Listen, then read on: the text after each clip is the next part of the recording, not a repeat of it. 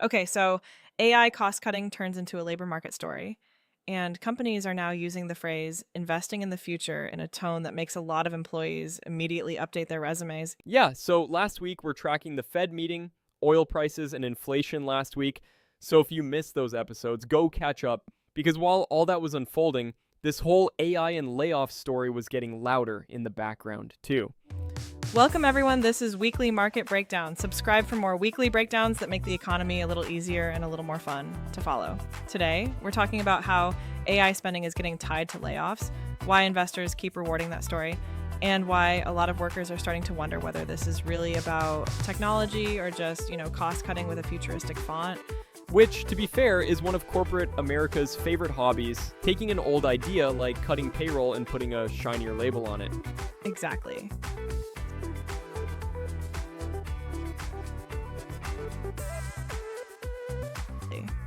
So this week, reporting pointed to a big social media company potentially considering layoffs on the order of 20% or more while continuing to spend heavily on AI infrastructure. And investors liked that possibility because lower labor costs plus big AI ambition sounds great if you are grading everything through margins. Wall Street heard fewer humans, more machines, and said, now this is the kind of innovation we can monetize, Kyla. Right. And there was another reported example from a fintech company planning to nearly halve its workforce while building AI more deeply into operations. Which is such a brutal sentence. Like, we are streamlining with AI always sounds very sleek until you remember the streamlined part is people. Exactly. And once you see multiple versions of that story in a short span, it stops feeling like a one off and starts feeling like a pattern, Jordan. Companies spend heavily on AI, promise productivity, and then look at labor as the fastest place to demonstrate discipline. Because data centers are expensive, but layoffs show up in the spreadsheet right away. Finance loves an immediate reveal, honestly. That is the incentive structure. And if investors reward those announcements, then other firms notice. Suddenly, every boardroom starts asking whether it also needs an AI strategy that somehow ends with fewer employees. It becomes corporate peer pressure. One firm says we are aligning for the AI era, and the next 10 firms are like, should we also align some people out of payroll? Unfortunately, yes. And this is why it becomes a labor market story, not just a tech story. Reuters reported that Challenger data showed more than 108,000 announced job cuts in January, the highest January figure since 2009. And AI was linked to 7% of planned layoffs in that data. So AI has gone from cool tool to specific item in the layoff explanation menu. That is what makes people uneasy. It is one thing for technology to improve work. It is another thing for it to become part of the public justification for cutting work, Jordan. Especially because workers hear that and think, wait, is this because the software really replaced me? Or because management liked how futuristic that sounded in the memo? And that is a fair question, because the research is more nuanced than the panic version. The IMF argued in 2024 that AI could affect almost 40% of jobs globally, but that includes both jobs where AI substitutes for tasks and jobs where it complements workers. Which is economist language for this could help you replace part of what you do or just make your manager dramatically overestimate what a chatbot can handle. That is actually a very good translation. And the International Labor Organization has said 1 in 4 workers globally is in an occupation with some generative AI exposure, but also stressed that most jobs are more likely to be transformed than fully eliminated. Which sounds comforting until you realize transformed can still mean your workload expands, your team shrinks, and somebody says you should be grateful because the tool writes bullet points, Kyla. Exactly.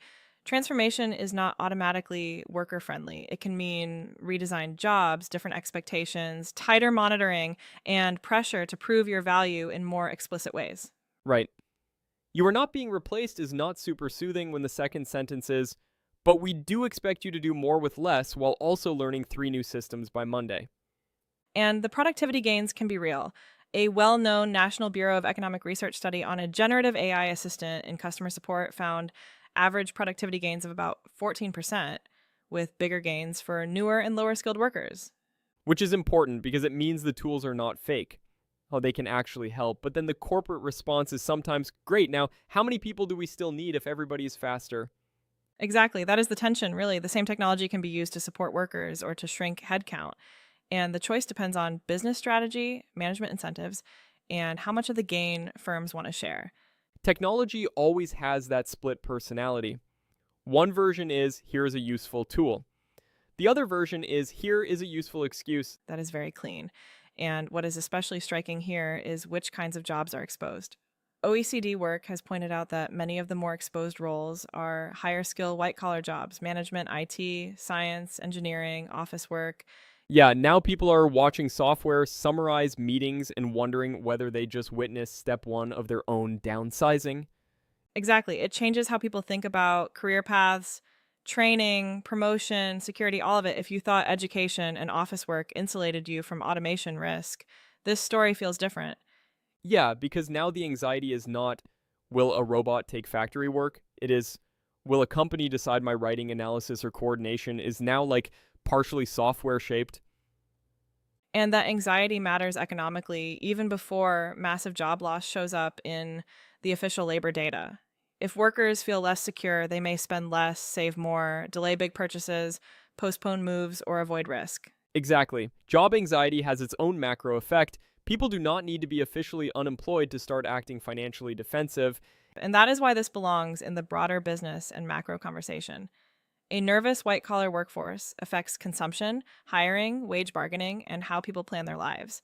Plus, it changes workplace culture in a really weird way. Nothing says morale like a company telling you AI is here to help, while everybody quietly wonders who help is actually for. That is the key uncertainty, too. Some of these layoffs may genuinely reflect AI-enabled automation, but some are probably standard cost-cutting, post-overhiring correction, or strategic restructuring wrapped in AI language because it sounds more compelling to investors. Yeah, AI made us do it is a much cleaner headline than we wanted to trim payroll, and this tested better. Exactly. So the big issue is not whether AI matters. It clearly does, Jordan. The issue is how companies use it, who captures the gains, and whether workers get supported through the transition or just told that innovation required their role to become optional. The future of work always sounds shiny in presentations. It sounds much less shiny when you are the one being asked to live through the transition. We'll keep watching the labor market signals so you do not have to refresh LinkedIn at 2 a.m. wondering whether your job title has quietly become a cost-saving opportunity. The future of work is here. The vibes are weird, and the economy is once again making adulthood harder than it needs to be. Subscribe, check out the other breakdowns, and name and follow for more.